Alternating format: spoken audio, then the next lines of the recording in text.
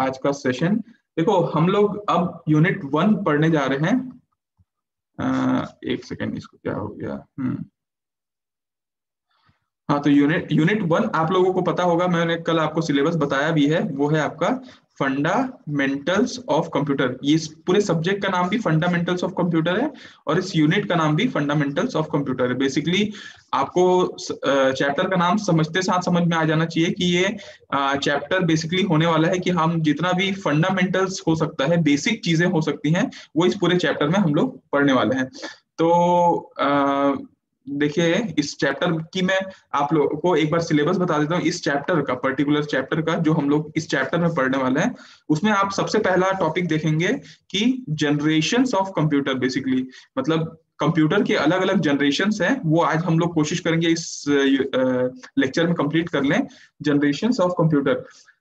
उसके बाद आप सेकेंड टॉपिक में देखेंगे कि ब्लॉक डायग्राम ऑफ कंप्यूटर, कि अगर कंप्यूटर, वैसे ये सब बचपन का टॉपिक है लेकिन फिर भी अपन को देखना है, लेकिन इसको थोड़ा डीप में देखेंगे, इंजीनियरिंग पॉइंट ऑफ व्यू से देखेंगे इसको कि कंप्यूटर का जो ब्लॉक डायग्राम है, ब्लॉक में अगर मेरे को समझाना होगा कंप्यूटर को तो मैं कैसे समझाऊंगा। उसके बाद तीसरा जो इसमें टॉपिक आएगा वो कंप्यूटर के हार्डवेयर और सॉफ्टवेयर कंपोनेंट होंगे। तो computer hardware and software component, मतलब कंप्यूटर में क्या क्या हार्डवेयर और सॉफ्टवेयर कंपोनेंट लगे रहते हैं, वो हम लोग इस टॉपिक में देखने वाले हैं। इसमें आप क्या क्या देखेंगे, देखिए इसमें आपको पता होगा कि कंप्यूटर में एक सीपीयू होता है। सीपीयू को हम लोग देखेंगे, एक विजुअल डिस्प्ले यूनिट होता है जिसको वीडीयू कहते हैं। आपको पता होगा कि कंप्यूटर को हम लोग इनपुट देते हैं अपन कीबोर्ड से और माउस को, तो हम लोग कीबोर्ड और माउस की बारे में देखेंगे। हम लोग देखेंगे आईओ डिवाइस के बारे में कि आईओ डिवाइस जो इनपुट आउटपुट डिवाइस होता है वो कैसे काम करता है। और फिर हम लोग देखेंगे कंप्यूटर के मेमोरी को। तो बेसिकली हम लोग यहाँ पे इसको यहाँ थर्ड टॉपिक मान लेते हैं। फोर्थ टॉपिक हम लोग कंप्यूटर मेमोरी से रिलेटेड चीजें देखेंगे। तो कंप्यूटर मेमोरी से रिलेटेड क्या क्या चीजें देखने वाले हैं उसके बारे में आपको मैं बता देता हूँ। कंप्यूटर मेमोरी से रिलेटेड आपको सबसे पहले मेमोरी, अगर आपको पता है, जैसे हमारे मेमोरी मतलब जो चीजें स्टोर होती है, तो स्टोर होने का भी एक अलग अलग क्षमता है, ठीक है। तो उसको बोलते हैं हायरार्की। तो कंप्यूटर के जो मेमोरी की हायरार्की है वो हम लोग यहाँ से कोशिश करेंगे देखेंगे। इसमें देखिए दो चीजें हैं मेमोरी हायरार्की में। हम लोग प्राइमरी स्टोरेज के बारे में देखेंगे, जो प्राइमरी जगह पे अपन स्टोर करते हैं, और यहाँ पे हम लोग सेकेंडरी स्टोरेज के बारे में डील करेंगे। अब सेकेंडरी स्टोरेज में अगर आपको आए हैं तो सेकेंडरी स्टोरेज में आपको थोड़ा सा और चीजें देखना है। देखो, मैं प्राइमरी मेमोरी क्या होता है, सेकेंडरी मेमोरी, वो मैं टॉपिक में बताऊंगा। सेकेंडरी स्टोरेज के बारे में थोड़ा सा बता देता हूँ कि इसमें कुछ कुछ चीजें होती हैं जो जहां हम लोग सेकेंडरी स्टोर करते हैं। क्यों करते हैं वो सब आगे है, आपको नाम बता देता हूँ कि ये होता है जैसे मैग्नेटिक डिस्क, आप लोगों ने नाम सुना होगा कभी। आप लोगों ने ऑप्टिकल डिस्क के बारे में सुना होगा कि ऑप्टिकल तरीके से चीजों को स्टोर किया जाता है, जैसे कि आप लोग सीडी डीवीडी वगैरह में चीजों को स्टोर करते हैं, that is called optical disc. तो आपको सीडी के बारे में पढ़ना है, आपको सीडी जो आरडब्ल्यू होता है, रीड राइट, वो आपको पढ़ना है, और आपको डीवीडी के बारे में इसमें पढ़ना होगा। इसके बाद हम लोग तीसरे कॉन्सेप्ट पे आते हैं, मतलब हम लोग आप इसको पांचवा टॉपिक मान लीजिए, वो है आपका डेटा से रिलेटेड। तो डेटा से रिलेटेड में आपको सबसे पहले आपको पढ़ना है कि न्यूमेरिक डेटा क्या होता है, आपको अल्फा न्यूमेरिक डेटा क्या होता है। उसके बाद आपको ये देखना है कि डेटा का जो कॉन्सेप्ट है या इंफॉर्मेशन, मतलब डेटा, बेसिकली डेटा और इंफॉर्मेशन में क्या अंतर है। तो डेटा और इंफॉर्मेशन के बारे में आपको जानना है। और इसके बारे में डेटा के बाद आपको ये जानना है कि डेटा को खोजे कैसे, मतलब सीक कैसे करें, सीकिंग।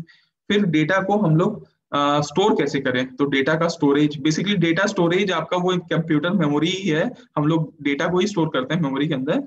तो सीकिंग स्टोरेज हो गया। डेटा को प्रोसेस कैसे किया जाए, तो प्रोसेसिंग हो गया। और डेटा को ट्रांसमिट कैसे किया जाए, एक जगह से दूसरी जगह कैसे भेजा जाए, दैट इज कॉल्ड ट्रांसमिशन। सो हम लोग ये टोटल एरिया है जो आपका फर्स्ट यूनिट से लेना देना है, इतना ही आपके सिलेबस में है, ठीक है। तो और इतने में से ही क्वेश्चन पूछा जाएगा, इससे बाहर ज्यादा क्वेश्चन कभी पूछा नहीं गया है। एक बार ही अभी तक एग्जाम हुआ है आज तक, अभी दूसरा एग्जाम भी होने वाला है फाइनल, मतलब आपके जस्ट सीनियर्स का। तब हम लोगों को दो क्वेश्चन पेपर से अंदाजा लग जाएगा कि क्वेश्चन पेपर कहाँ से आता है। अदरवाइज ये पूरा न्यू सब्जेक्ट है जो आप लोगों के बीटेक में इंट्रोड्यूस हुआ है। तो इतना पोर्शन आप लोगों को जनरेशंस ऑफ कंप्यूटर, तो आपको ये चीज पता होगी कि कंप्यूटर का जो इवोल्यूशन है, हम लोग कंप्यूटर इतने सालों से बनता चला आया है, वो अलग अलग समय में इवॉल्व होता गया। मतलब पहले के जमाने में का कंप्यूटर अलग था, आज के जमाने का कंप्यूटर अलग है। तो बीच बीच में कुछ चीजें ऐसी आई जो इस युग को अलग कर दी। मतलब आप लोग कभी पहले जमाने से हिस्ट्री में आओगे तो हिस्ट्री में आप ये देखोगे कि भैया पहले इंडस वैली सिविलाइजेशन हुआ करता था, लोग उससे पहले लोग आदि मानव हुआ करते थे, और क्या बोलते हैं क्या जानवरों को खा जाते थे कच्चा, और ये सब फिर धीरे धीरे आ गए। तो ऐसे हम लोगों की जनरेशन्स, जो ह्यूमन सिविलाइजेशन है उसकी जनरेशन भी अलग अलग हुई, वैसे ही कंप्यूटर की कुछ चीजें जनरेशन्स में आई। तो देखिए टोटल आप अगर देखेंगे तो आज तक का जो सफर है उसको हम लोग 5 जनरेशन्स में बांटते हैं। टोटल आज तक हम लोग 5 जनरेशन्स ऑफ कंप्यूटर देखते हैं, ठीक है। ये लगभग आप अगर देखें तो 1940s से, मतलब 1940 से ये चालू हुआ था, और आज भी प्रेजेंट डे में भी ये चीजें चले आ रही हैं। तो सबसे पहला चीज तो आपको ये पता होना चाहिए कि कितने जनरेशन हैं, क्योंकि अगर देखिए कई बार आपको आगे भी आप कभी जाएंगे ना, रेलवेज का एग्जाम देंगे और कुछ होंगे, तो ये बेसिक बेसिक चीजें पूछी जाती हैं। मतलब आपको अचानक से पूछ देगा कि ये पर्टिकुलर डिवाइस कौन से जनरेशन ऑफ कंप्यूटर का है, तो आपको ये भी याद रहना चाहिए। इसलिए आपको 5 जनरेशन कम से कम दिमाग में बैठे रहना चाहिए। तो 1940 से प्रेजेंट तक की है। इस पूरे दौर में बहुत सारी टेक्नोलॉजिकल डेवलपमेंट हुई है, ठीक है, जो हमारे कंप्यूटर को ऑपरेट करने के तरीके को अलग अलग तरीके से डिफाइन करती हैं। देखिए आप अगर देखें कि ये अगर आपके दिमाग में ये आए कि क्या क्या मेजर चेंजेस हुए होंगे हर एक जनरेशन से दूसरे जनरेशन की तरफ, हमारे क्या क्या चेंजेस हुए हैं, तो हम ये देखेंगे कि जो मेजर चेंजेस हमारे पास हुए हैं उनमें आप लोगों को ध्यान देना है। उसमें सबसे पहला चीजें हुई है साइज के रिस्पेक्ट में। मतलब आपका जो साइज है, कंप्यूटर का साइज, वो चेंज होता जा रहा है। मतलब पहले के जमाने में, अभी मैं आपको फर्स्ट जनरेशन कंप्यूटर दिखाऊंगा फोटो, फर्स्ट जनरेशन से आज के जनरेशन में साइज अगर मैं किसी से पूछूं तो आप यही बोलोगे कि साइज सर बड़े से छोटे की तरफ जाता जा रहा है, मतलब बिगर से स्मॉल की तरफ हम लोग आते आ रहे हैं। आप लोग सब जानते होंगे इस चीज को। दूसरी बात, अगर मैं कॉस्ट के टर्म्स में बोलूं तो आपको ये पता होगा कि पहले बहुत महंगा चीज, कॉस्टली हुआ करती थी चीजें, और उसके बाद आज के जमाने में चीजें सस्ती हो गई हैं, चीपर हो गई हैं।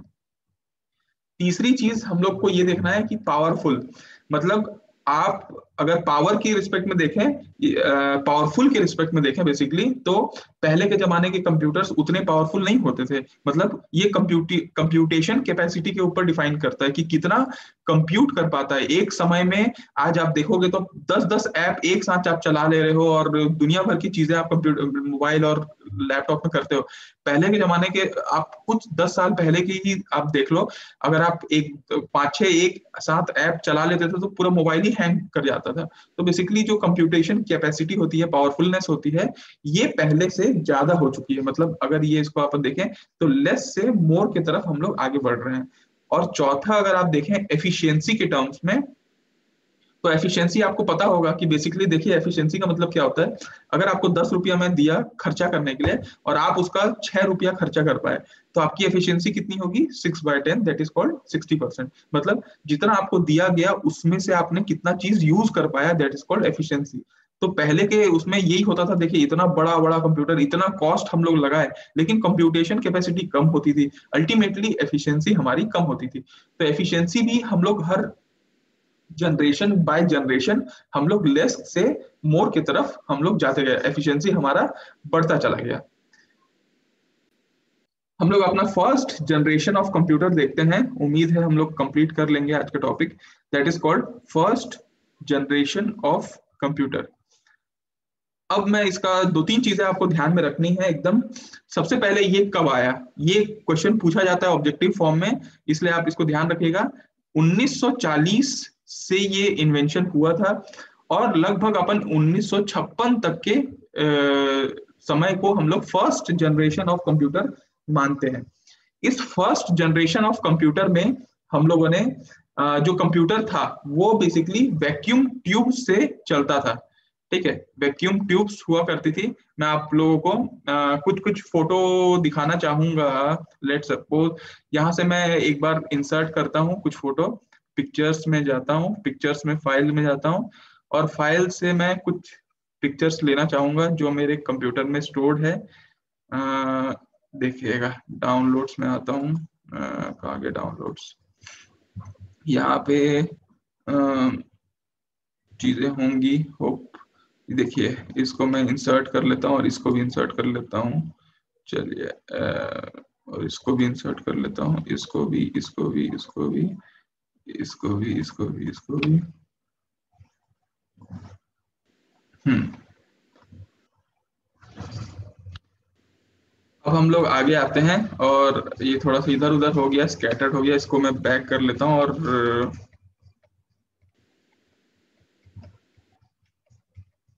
एक एक करके मैं इंसर्ट करता हूँ तो शायद अच्छे से आ जाएगा। कोई नहीं, फर्स्ट कंप्यूटर, चलिए।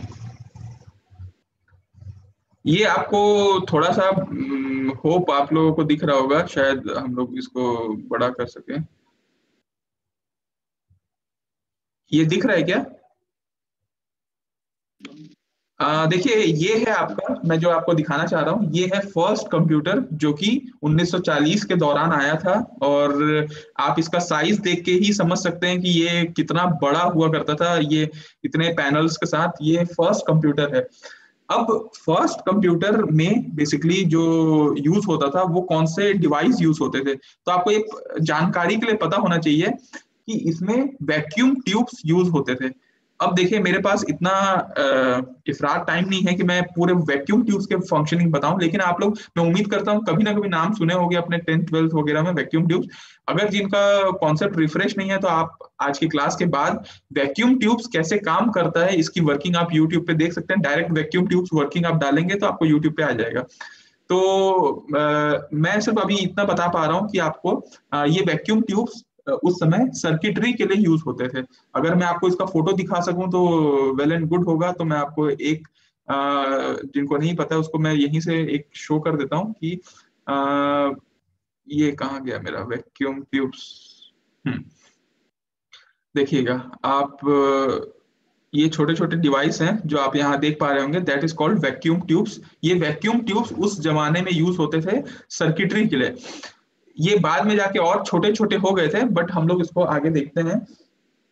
उसके बाद ये तो सर्किट के लिए वैक्यूम ट्यूब्स यूज हो गए। अब रही बात, कंप्यूटर में मेमोरी भी होना चाहिए। तो मेमोरी के लिए उस समय क्या यूज होता था, तो मेमोरी के लिए उस समय मैग्नेटिक ड्रम यूज हुआ करता था। तो मैं ये जो भी नाम ले रहा हूँ वो नाम, अगर आपके पास टाइम रहेगा तो आप जरूर इसको, इसकी वर्किंग जरूर खोजिएगा कि उस जमाने में कैसे काम करता था। मैं आपको यहाँ पे फिर से एक बार फोटो दिखाने की कोशिश करता हूँ कि आपकी मैग्नेटिक ड्रम अगर देखें अपन तो देखिए कैसा दिखेगा। ये अपना आ गया, इसको मैं थोड़ा सा एक्सपांड करता हूँ। ये दिख रहा होगा आप लोगों को, ये है मैग्नेटिक ड्रम। बेसिकली ये हम लोग फर्स्ट जनरेशन ऑफ कंप्यूटर में मेमोरी के लिए यूज होता था, मतलब इसमें चीजें स्टोर होती थी। अब हमारे जागरूक दिमाग में ये आएगा सवाल जरूर कि इसमें चीजें स्टोर होती कैसे होंगी। तो ये एक लंबा विषय है, पूरा एक क्लास ले लेगा मैग्नेटिक ड्रम को। तो उतना आप लोगों की ये सारी चीजें होमवर्क रहेंगी। मैं सिर्फ टर्म बता रहा हूँ क्योंकि आपको एग्जाम में टर्म से मतलब होगा। उसके बाद हम लोग देखते हैं कि आप लोगों को ये समझ में आ गया कि first generation of computer use करता है सर्किटरी को, वैक्यूम ट्यूब्स को, और मैग्नेटिक ड्रम यूज करता है मेमोरी के लिए। इसके बाद अगर आप देखें, इसकी जो साइज हुआ करती थी वो आप लोग देख के ही समझ जाएंगे कि ये एंटायर रूम में फैला हुआ होता था। अगर कॉस्ट देखें तो ये काफी एक्सपेंसिव हुआ करता था, वेरी एक्सपेंसिव टू ऑपरेट। और इसमें इलेक्ट्रिसिटी भी बहुत ज्यादा, अब इतना बड़ा डिवाइस है, हर कंपोनेंट कितना ज्यादा इलेक्ट्रिसिटी कंज्यूम करेगा, मतलब तो यहाँ पे आप ये भी कर सकते हैं कि ये इलेक्ट्रिसिटी बहुत ज्यादा कंज्यूमेबल डिवाइस हुआ करता था। ठीक है, ये बहुत ज्यादा इलेक्ट्रिसिटी लेता था।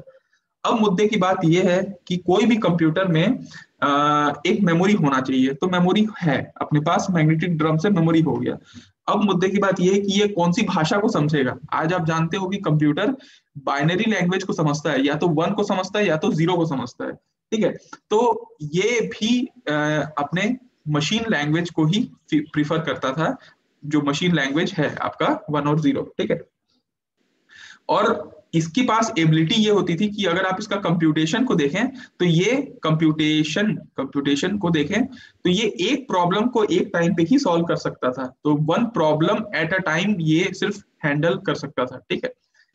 इसके बाद अब मुद्दे की बात यह है कि आप इसको इनपुट कैसे दें। मतलब अगर हम लोगों को कोई कंप्यूटर में आप बात करें तो एक मेमोरी होता है, उसकी एक लैंग्वेज होती है, उसमें कुछ इनपुट दिया जाता है, कीबोर्ड माउस। तो उस समय कैसे अपन इनपुट देते थे, तो इनपुट देने के लिए अपने पास हुआ करता था पंच कार्ड। तो आपका एक और टास्क ये है कि ये पंच कार्ड कैसे काम करता है वो आप लोग इसको जाने। मैं आपको इसका एक सेकेंड इंसर्ट में आपको मैं जाता हूँ, आपको एक फोटो फोटो तो जरूर दिखा देता हूँ कि पंच कार्ड कैसे काम करता है, मतलब कैसा दिखता है एटलीस्ट। तो आपको ये दिखेगा, देखिए ये है पंच कार्ड बेसिकली। आप जो आज यहाँ पे कीबोर्ड वगैरह माउस से इनपुट दे पा रहे हैं, ये उस समय का इनपुट हुआ करता था। ये फर्स्ट जनरेशन ऑफ कंप्यूटर में हम लोग ऐसे इनपुट देते थे। लेकिन इसका वर्किंग आपको जब पढ़ेंगे तो आपको बहुत मजा आएगा इसको करने में। तो आप विकिपीडिया या यूट्यूब से इसकी वर्किंग आप जरूर दे सकते हैं पंच कार्ड की। इसके बाद आप अगर देखें तो पेपर टेप भी यूज होता था इनपुट देने के लिए, पेपर टेप। तो पेपर टेप का भी मैं आपको एक फोटो यहाँ पे चले हाथ दिखाई देता हूँ। Paper tape, I hope paper tape, ये paper tape as a input आप यूज करते थे फॉर ये पेपर टेप, ठीक है। ये भी एक इनपुट की तरह यूज होता था, बिल्कुल कीबोर्ड और माउस उस समय डेवलप नहीं हुए थे।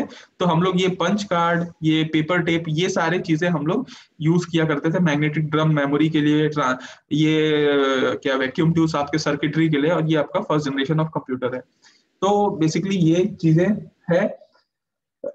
और आउटपुट के लिए क्या करें, तो आउटपुट के लिए बेसिकली हम लोग प्रिंट आउट्स का इस्तेमाल करते थे।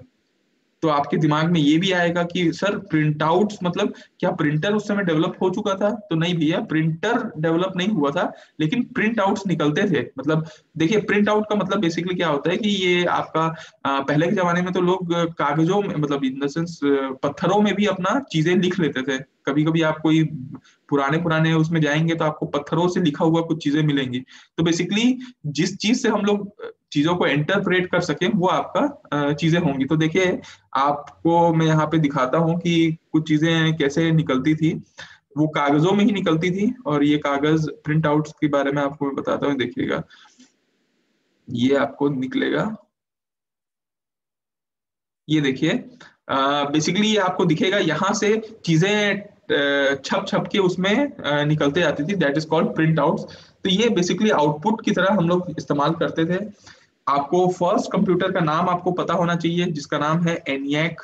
ये फर्स्ट कंप्यूटर जो डेवलप हुआ था उसका नाम ये था।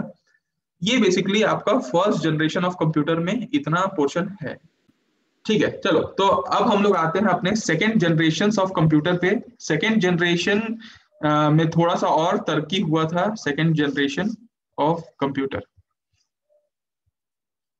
Second generation of computer basically 19 हम लोग 56 से हम लोग आगे बढ़ते हैं और हम लोग 63 तक आते हैं ना। ये साल, एक साल दो साल आगे पीछे हो सकता है, लेकिन 1956 से 63 मेजरली ये है। और इसमें जो आविष्कार हुआ था वो बहुत खतरनाक था, और आज भी हम लोग यूज करते हैं। और पूरी इलेक्ट्रॉनिक्स ब्रांच में तो हम लोग, यही हमारा बेस है बेसिकली, वो है आपका ट्रांजिस्टर। तो ट्रांजिस्टर अगर आप लोग थोड़ा सा जानते होंगे तो ट्रांजिस्टर को तोड़ के बेसिकली बनाया जाता है। ये होता है ट्रांसफर प्लस रेजिस्टर। आपको ट्रांसफर प्लस रेजिस्टर को बेसिकली ट्रांजिस्टर कहा जाता है। ट्रांसफर, देखिए आपको मैं एक शॉर्ट में बता देता हूँ, कायदे से ये मेरे को नहीं बताना चाहिए क्योंकि कंप्यूटर की क्लास है, लेकिन मैं इलेक्ट्रॉनिक्स ब्रांच का हूँ और इलेक्ट्रॉनिक्स के बच्चे भी बैठे हैं और बाकी बच्चों को भी थोड़ा जानकारी होना चाहिए। ये है, आपको मैं बता देता हूँ, तो थोड़ा सा इसका वर्किंग भी बता देता हूँ।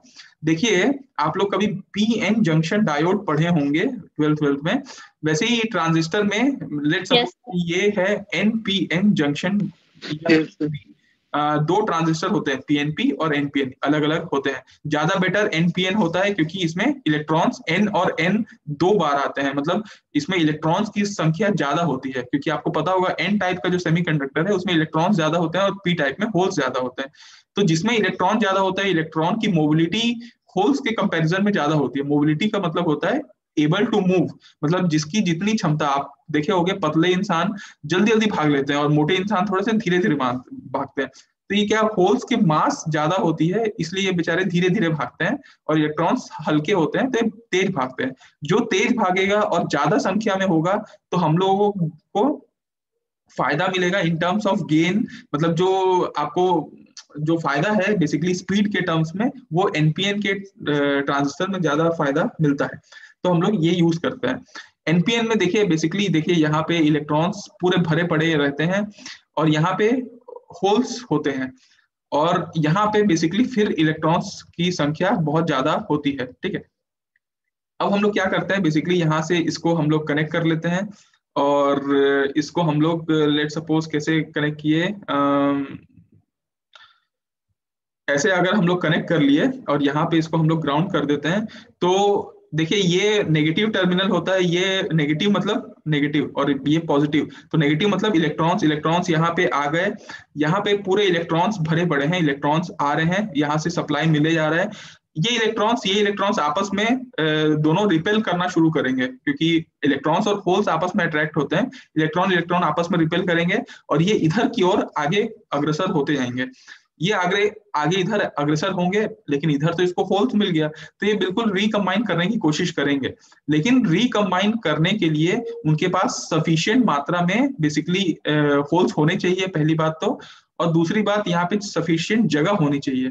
इसीलिए खासकर आपको ये पता होगा कि अगर ट्रांजिस्टर होता है तो उसमें एक एमिटर होता है, एक बेस होता है और एक कलेक्टर होता है। एमिटर का जो डोपिंग है, मतलब इसमें जो इलेक्ट्रॉन है वो बहुत ज्यादा संख्या में होता है, इसलिए इसको N प्लस कहा जाता है, क्योंकि ये इसकी जो डोपिंग होती है, इसमें जो इलेक्ट्रॉन्स होते हैं वो बहुत भारी ही संख्या में होते हैं, क्योंकि शुरुआत यहीं से होना है। अगर यहाँ पे कम इलेक्ट्रॉन्स होगा तो आगे बढ़ेगा ही नहीं, यहाँ पे बहुत ज्यादा इलेक्ट्रॉन्स होता है। ये जो P होता है, ये जो बेस होता है, इसकी जगह को बहुत कम रखा जाता है जानबूझकर, ताकि ये जो रिकम्बाइन, अगर सारे इलेक्ट्रॉन्स यहाँ पे होल्स के साथ रिकम्बाइन हो गए तो आगे तो बढ़ेगा ही नहीं, यहीं का यहीं खत्म हो जाएगा। तो यहाँ पे हम लोग इसको बहुत छोटे से मात्रा में बेस को रखते हैं, और यहाँ से ये थोड़ा सा रिकम्बाइन हुआ, मान लो 100 इलेक्ट्रॉन यहाँ से आ रहा था, तो मान लो 5 इलेक्ट्रॉन यहाँ से रिकम्बाइन हो गया, तो बाकी 95 इलेक्ट्रॉन यहाँ पे आ गया। अब यहाँ पे देखिए, ये है पॉजिटिव टर्मिनल, ये पॉजिटिव टर्मिनल यहाँ पे आ गया, पॉजिटिव इलेक्ट्रॉन्स को अट्रैक्ट करेगा और ये इलेक्ट्रॉन्स यहाँ पे जाके चले जाएंगे। तो बेसिकली अगर आप इसमें देखें तो एक आपको कंप्लीट स्ट्रक्चर मिलेगा, यहाँ से आप आगे बढ़ते आ रहे हैं और यहाँ आगे बढ़ रहे हैं, फिर यहाँ से आगे बढ़ रहे हैं, फिर आगे बढ़ रहे हैं। ये है आपका बेसिकली ट्रांजिस्टर की वर्किंग, जो आप लोग अभी BEE या फिजिक्स वगैरह में भी आप लोग पढ़ेंगे, लेकिन मैं आप लोगों को ऐसे ही बताया कि ये ट्रांजिस्टर कैसे काम करता है। ये वाला पोर्शन आपको बता देता हूँ। देखिए, ट्रांजिस्टर का ये जो आविष्कार हुआ था, ये 1956 के आसपास हुआ था। बेसिकली ट्रांजिस्टर का आविष्कार 1947 में ही हो चुका था। अगर आपको ध्यान होगा, एक लैब है जिसका नाम है बेल लैब्स।